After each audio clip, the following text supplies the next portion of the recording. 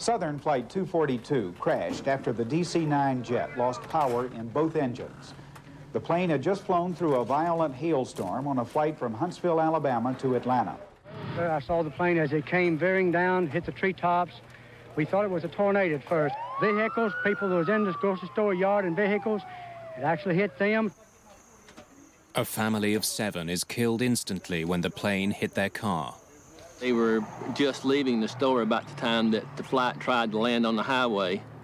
And then, of course, I think they hit the gas pumps and they exploded and everything around was on fire. And like I said, they were in the car and perished during the explosion and fire. Investigators from the National Transportation Safety Board arrived within hours of the accident.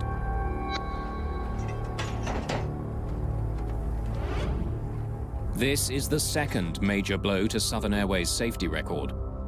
In 1970, Flight 932 carrying the Marshall University football team crashed in West Virginia.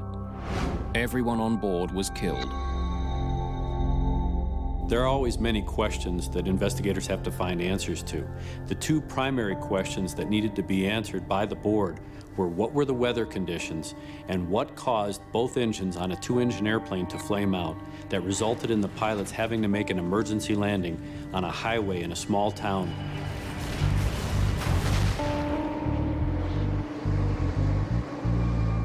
The storm that Flight 242 flew into was a monster. Why had a crew so familiar with weather in the South flown headfirst into it? That's a hole, isn't it? It's not showing a hole, is it?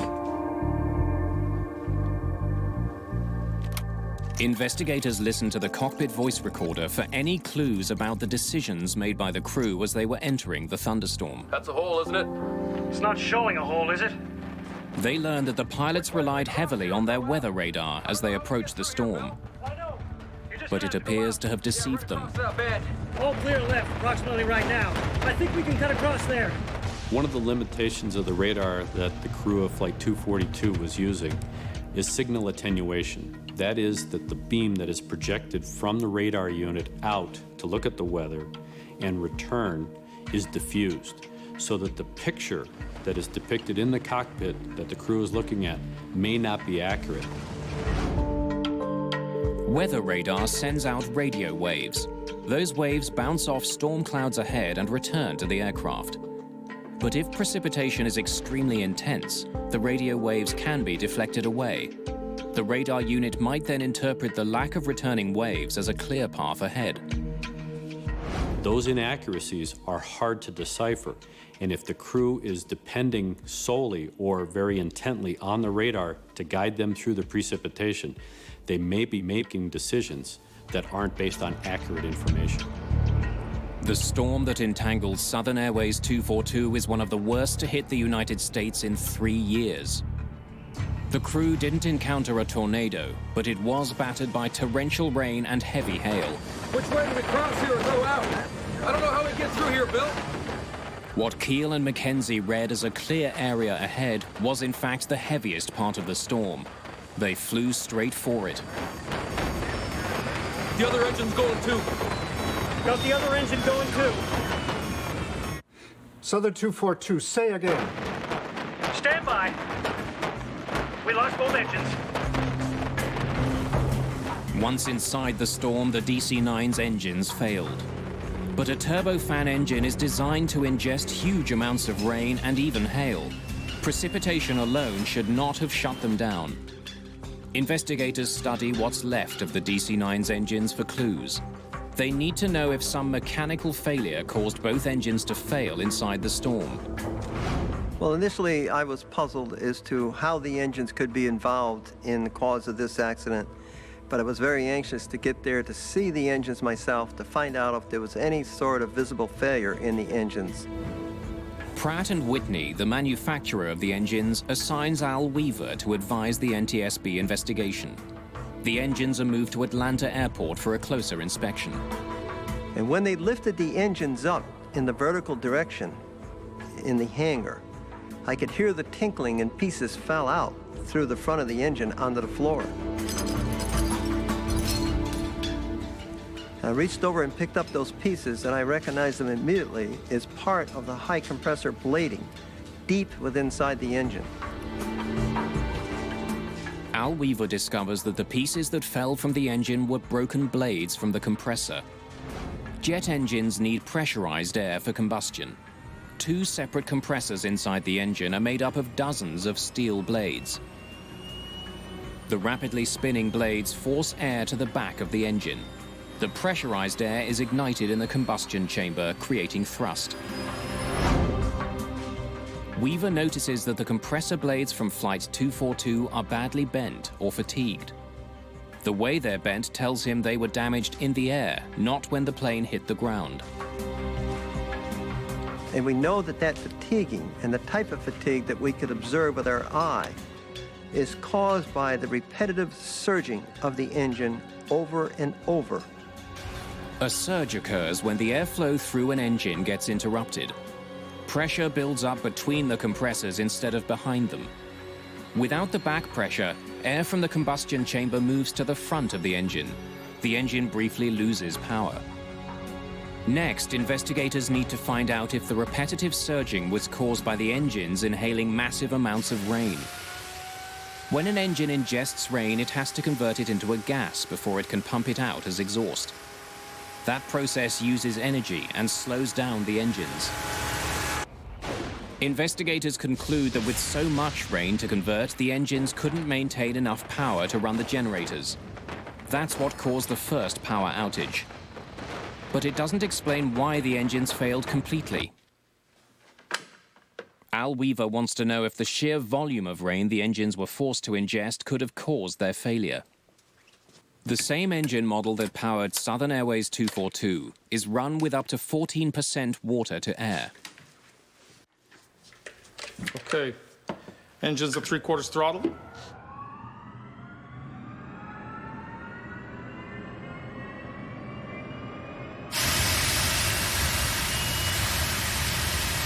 Let's begin.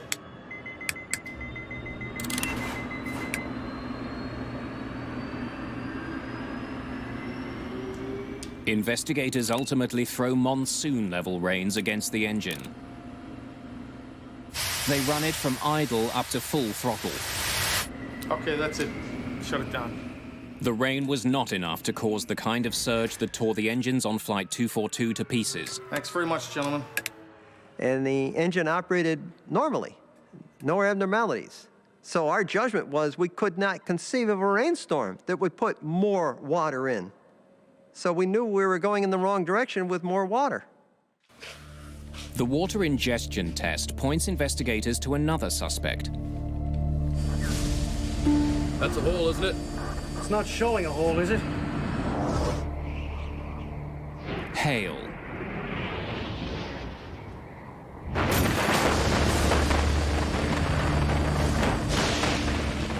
People who survived the crash describe seeing hail the size of baseballs.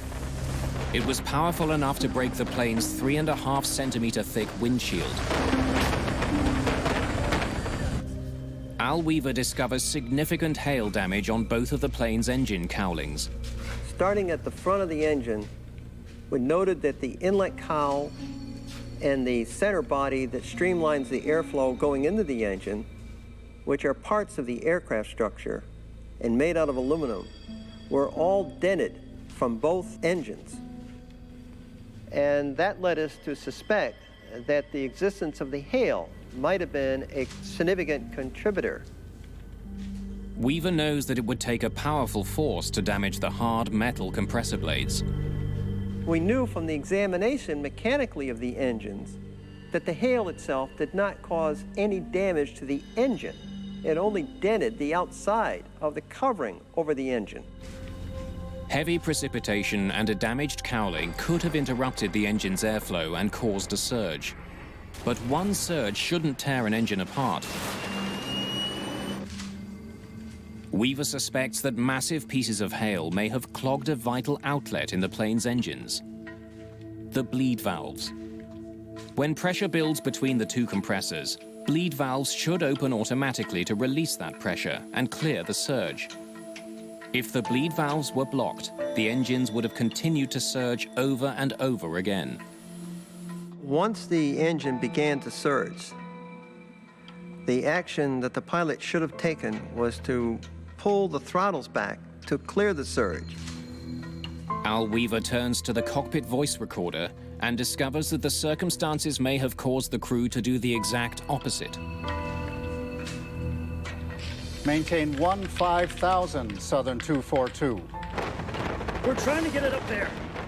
Weaver learns that the crew was asked to climb while in the heart of the storm. Maintain 15,000, if you understand me. Maintain 15,000, Southern 242. In order to climb, the captain had to increase thrust to his engines, which would have made matters worse. But if the surge was not cleared and allowed to continue, then the engine would simply break itself internally. We're trying to get it up there. Advancing the throttles would only worsen the situation. With its bleed cavities blocked by hail, pressure built up inside the engines, bending the compressor blades until they shattered. Left engine won't spool. Our left engine just cut out. And once the blades broke in the compressor, then the engine has no hope of ever working again. Investigators now understand how the pilots misread the storm and how their engines failed as a result of it. But they don't know why the pilots weren't warned that there was such a severe storm in their path.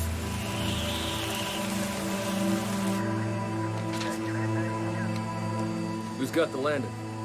Not me, was the captain. Ignition, sir. As the pilots prepared to depart Huntsville, they did have a weather report from Southern Airways. But the information was already hours old. Looks like you guys got a good one coming. Southern Airways dispatch did not have updated information. They didn't subscribe to the National Weather Service's update system.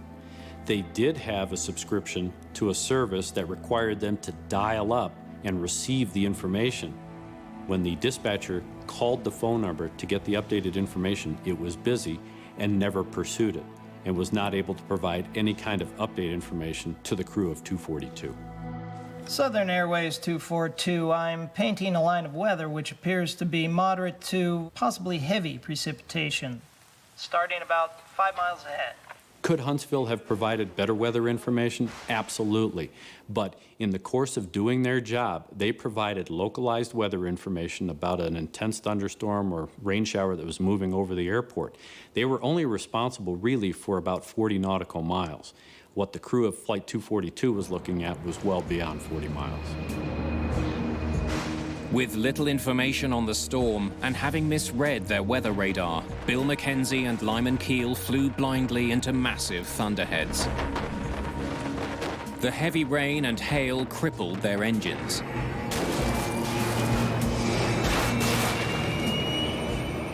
The crew decided that their only option was an emergency landing. We lost both engines. How about getting to Becker to the nearest place? Southern 242, roger. Turn right heading 100. Will be vectors for a straight-in approach to Dobbins. Runway 11.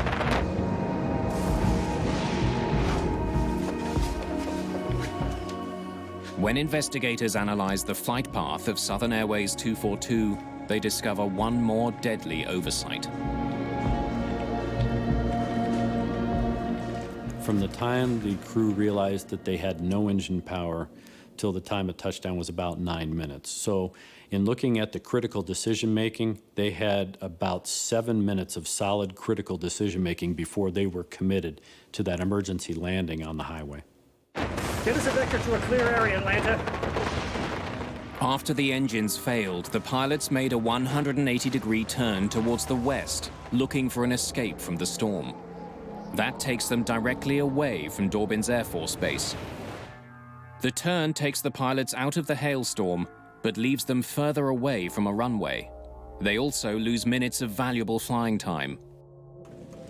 Only once the pilots escape the hailstorm do they turn again towards Dobbins. Is there an airport between our position and Dobbins? Southern 242, no, sir. Closest airport is Dobbins. Had they maintained that course to Dobbins rather than make the turns or try to find another airport, they probably would have had a better success rate and definitely a better survival rate. Southern 242, roger. Turn right heading 100. Will be vectors for a straight-in approach to Dobbins. Runway 11. By the time Mackenzie received the instructions, Southern Airways 242 had been flying away from Dobbins for too long. The plane was simply too far and flying too low to make it there. Declare an emergency, Bill. But there was one last missed opportunity to save Flight 242. Investigators learned that just as Mackenzie and Keel were directed towards Dobbins Air Force Base, they were right above another runway. Cornelius Moore Airport. I thought we would land at Cornelius Moore Airport because I was familiar with that airport. I had flown many times in our airplane back and forth between Decatur and Atlanta. Investigators learned that Cornelius Moore was just out of range of radar at Atlanta Approach Control. They didn't know it existed. They could not direct Southern Airways 242 there because they couldn't see it on their screens.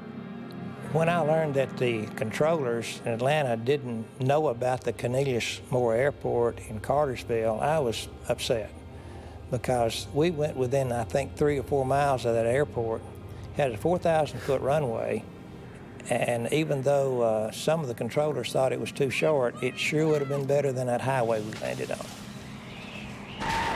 I was very, very angry. That's such a futile reaction. You know, there was such a waste of life that I was sad. The NTSB investigation concludes that the catastrophic failure of the turbofan engines and the failure to convey sufficient information on the storm to the pilots are the causes of the crash of Southern Airways 242.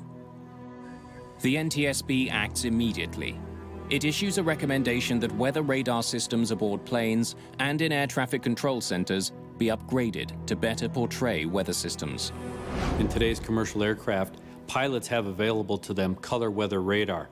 It's radar that will depict in various color bands the intensity of the precipitation.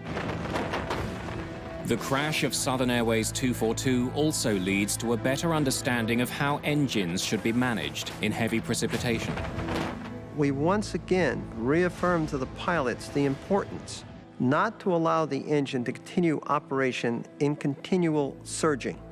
If there is a surge condition for any reason, you should clear the surge, because if you didn't clear the surge and allowed it to operate, it would break eventually.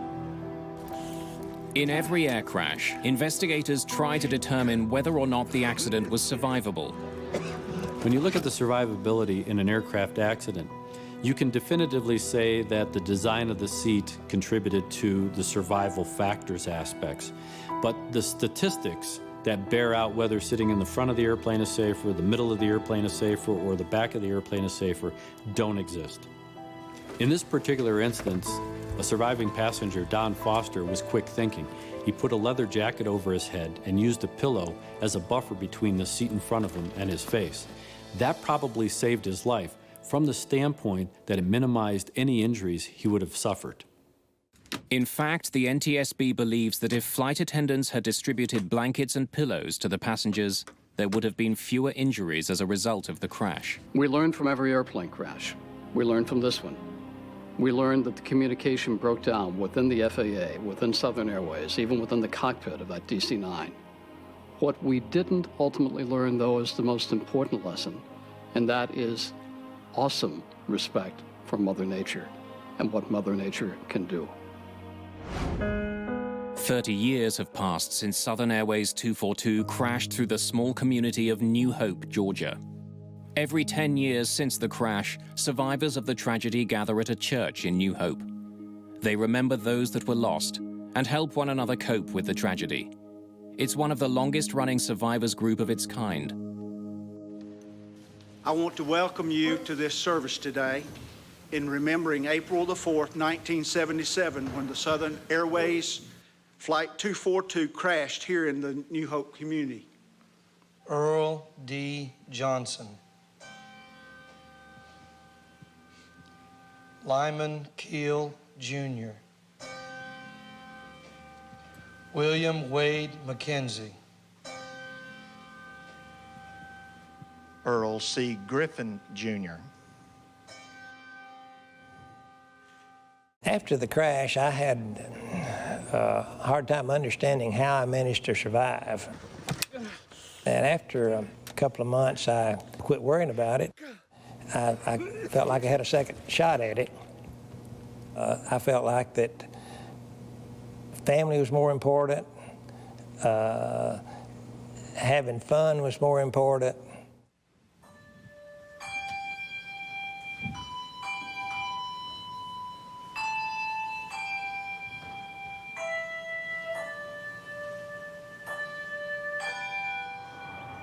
It took a pretty deep toll on our family, my mother and my father especially. They lost 2 of their children and all their grandchildren all at one time.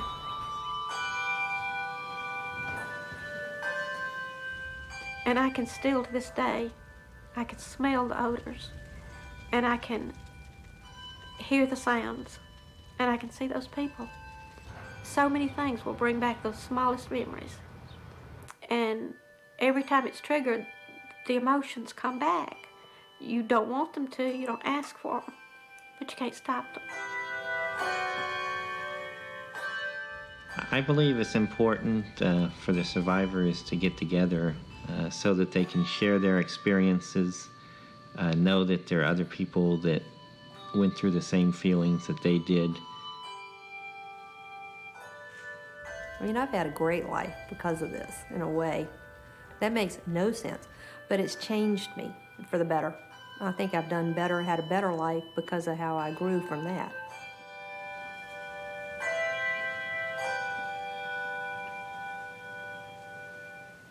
May this service do honor to these dear loved ones, and may it bring comfort and peace to we who remain.